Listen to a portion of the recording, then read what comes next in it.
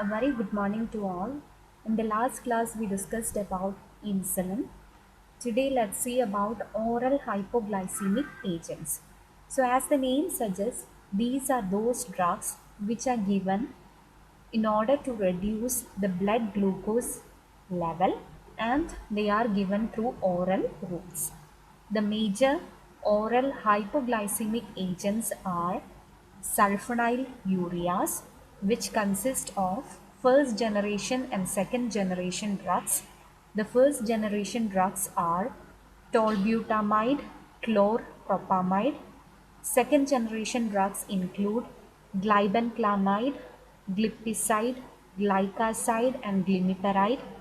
Biguanides like metformin, meglitinide like repaglinide and natiglinide, thiazolidine diones like rosiglitazone, pioglitazone, alpha glucosidase inhibitors like acarbose and nicotinol, and we have few newer drugs which include amylin analogs like pramlintide, GLP-1 analog like exenatide and linaglutide, DPP-4 inhibitors like sitagliptin. We have one more class which is SGLT2 inhibitors like dapagliflozin. So these are the major category of drugs which are included in the class oral hypoglycemic agents. Exam point of വ്യൂവിൽ നോക്കുകയാണെങ്കിൽ this is very important. പലപ്പോഴും oral hypoglycaemic agent short നോട്ടിൽ അല്ലെങ്കിൽ long എസ്സേയിൽ ചോദിക്കാറുണ്ട്. So this is very important. Please note in the text book and this classification should be learned. Remember, try to remember at least two examples from each category of drugs.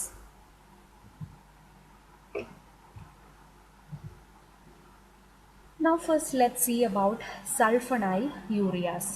So sulfonyl ureas, they are drugs which lower the blood glucose level in normal subjects in type 2 patients, but they cannot be used in type 1 diabetes where insulin is deficient. So commonly the type 2 patients in the treatment in sulfonyl ureas ഉപയോഗിക്കുന്നത്. And the major mechanism of action of sulfonyl urea is they lower the blood glucose level by four different things. The first thing is it stimulates the release of insulin from the pancreatic beta cells. So ആദ്യമേ സൾഫനൈൽ urea ചെയ്യുന്നത് നമ്മളുടെ pancreatic beta eyelet സെൽസിൽ നിന്നും ഇൻസുലിൻ്റെ റിലീസിനെ increase ചെയ്യും. രണ്ട്, it increases the sensitivity of peripheral tissues to insulin. So peripheral tissuesൽ ഇൻസുലിൻ്റെ uptake അല്ലെങ്കിൽ ഇൻസുലിനോടുള്ള സെൻസിറ്റിവിറ്റി കൂട്ടും. മൂന്ന്, it increases the number of insulin receptors. So നമ്മൾ നേരത്തെ പറഞ്ഞിരുന്നു ഓരോ സെല്ലിലും ഇൻസുലിൻ റിസപ്റ്റേഴ്സ് ലൊക്കേറ്റഡ് ആണ് അല്ലേ. ഈ ഇൻസുലിൻ റിസപ്റ്റേഴ്സ് വഴിയാണ് ഇൻസുലിൻ്റെ ആക്ഷൻ നടക്കുന്നത്. അപ്പോൾ ഓരോ സെൽസിലും ഇൻസുലിൻ്റെ റിസപ്റ്റേഴ്സിൻ്റെ എണ്ണം കൂട്ടും, അതുവഴി ഇൻസുലിനോടുള്ള സെൻസിറ്റിവിറ്റി കൂട്ടും. And the last is it suppresses gluconeogenesis in the liver. So ലിവറിൽ നിന്നും ഗ്ലൂക്കോസിൻ്റെ ജനറേഷൻ ഇത് കുറയ്ക്കും.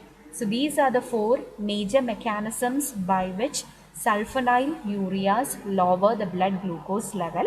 Let's see once more. ആദ്യം എന്താ ചെയ്യുക? It stimulates the release of insulin from the pancreatic beta cells.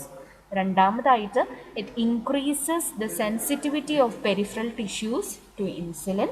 അത് മാത്രമല്ല, it increases the number of insulin receptors within the cells, and also it suppresses the gluconeogenesis in the liver.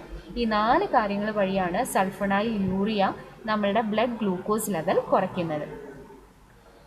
Now coming to the basic mechanism of action of sulfonyl ureas. ഇതെന്താണ് ഒരു സെല്ലിൽ ഇൻസുലിനോടുള്ള sensitivity കൂട്ടാനായിട്ട് ചെയ്യുന്നത് എന്ന് ചോദിച്ചിട്ടുണ്ടെങ്കിൽ, sulfonyl urea it binds to the receptors on the pancreatic beta cells. The block the potassium channels on this receptors, thereby reducing the potassium conductance and leading to increased insulin secretion. So ഒന്നുകൂടെ പറയാം, നമ്മുടെ pancreatic beta സെൽസിലെ റിസപ്റ്റേഴ്സുമായിട്ട് sulfonyl urea attach ആവും. ഇത് bind ആയ ശേഷം നമ്മുടെ പൊട്ടാഷ്യം ഇൻഫ്ലക്സ്, സെല്ലിലേക്കുള്ള പൊട്ടാഷ്യം ഇൻഫ്ലക്സ് കുറയ്ക്കും. അപ്പോൾ നമ്മളുടെ പൊട്ടാഷ്യം കണ്ടക്ടിവിറ്റി കുറയുമ്പോൾ എന്ത് പറ്റും? There is increase release of insulin from the pancreatic beta cells. അപ്പോൾ due to the increase secretion of insulin the blood glucose level is reduced. Clear ആയി എന്ന് തോന്നുന്നു. ഒന്നുകൂടെ പറയാം. നമ്മുടെ പാൻക്രിയാറ്റിക് ബീറ്റാ സെൽസിലെ സ്പെസിഫിക് റിസപ്റ്റേഴ്സുമായിട്ട് സൾഫണൈൽ യൂറിയ ബൈൻഡ് ചെയ്യും. ഈ ബൈൻഡിങ്ങിന് ശേഷം ഇതെന്താ ചെയ്യാന്ന് വെച്ചിട്ടുണ്ടെങ്കിൽ it blocks the potassium channels on this receptor. അപ്പോൾ പൊട്ടാഷ്യം ചാനൽ ബ്ലോക്ക് ആയി കഴിയുമ്പോൾ ഈ സെൽസിലേക്കുള്ള പൊട്ടാഷ്യം ഇൻഫ്ലക്സ് കുറയും. ഇൻഫ്ലക്സ് കുറഞ്ഞു കഴിയുമ്പോൾ എന്ത് പറ്റും? There is increase secretion of insulin. Okay, so this is about the mechanism of action of sulfonyl ureas. Now let's see in brief about the first generation agents and the second generation agents. The first generation agents examples were tolbutamide, chlorpropamide and tolasamide. Tolbutamide, these are very short acting drugs. They are associated with lesser risk for hypoglycemia and they are safely given in elderly patients. So ഇത് ടോൾബ്യൂട്ടാമൈഡ് എന്ന് പറയുന്നത് short acting ആണ്. അതുകൊണ്ട് തന്നെ hypoglycaemia ഉണ്ടാവാനുള്ള risk ഭയങ്കര കുറവാണ്. അത് കാരണം ഇത് മോസ്റ്റ്ലി എൽഡർലി ക്ലൈൻസിലാണ് നമ്മൾ കൊടുക്കുന്നത്. The next drug is chlorpropamide, which is a longer acting drug. So there can be higher incidence of hypoglycemia. So it should be very cautiously used in elderly clients as they are more prone to have hypoglycemia. The next example is tolasamide, which is having a slower onset of action. So ഈ drug കൊടുത്താലും ആ glycaemic control എന്ന് പറയുന്നത് അത്രമാത്രം effective ആവില്ല, since the drug is having A slow onset of action. So that is about the common first generation agents. Now coming to the common second generation agents. First generation വെച്ച് നോക്കുമ്പോൾ second generation agents are more potent. So they are more effective in controlling the blood glucose level. They have fewer side effects and fewer drug interactions. So ഇതാണ് second ജനറേഷൻ്റെ advantages over the first generation drugs. They are more potent, they are having fewer side effects and they have lesser drug interactions than the first generation agents. However, these drugs can cause hypoglycemia. അതുകൊണ്ട് തന്നെ elderly ക്ലൈൻസിൽ വളരെ സൂക്ഷിച്ച് മാത്രമേ ഈ ഒരു drug കൊടുക്കാൻ പാടുള്ളൂ. It is contraindicated in renal and hepatic impairment as it may interfere with the metabolism of the drugs. So that is the main thing that should be taken care of while giving a second generation agent. ഒന്ന്, ഇത് hypoglycaemia ഉണ്ടാക്കാൻ ഇടയുള്ളതുകൊണ്ട് elderly ക്ലൈൻസിൽ സൂക്ഷിച്ച് വേണം കൊടുക്കാൻ. രണ്ട്, if the renal or the hepatic parameter of the client is impaired, you should never prescribe the drug to that client.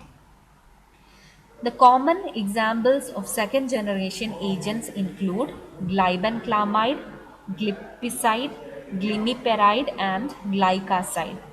So let's see one by one. The first about glibenclamide. So glibenclamide, it is one of the commonly used sulfonyl urea.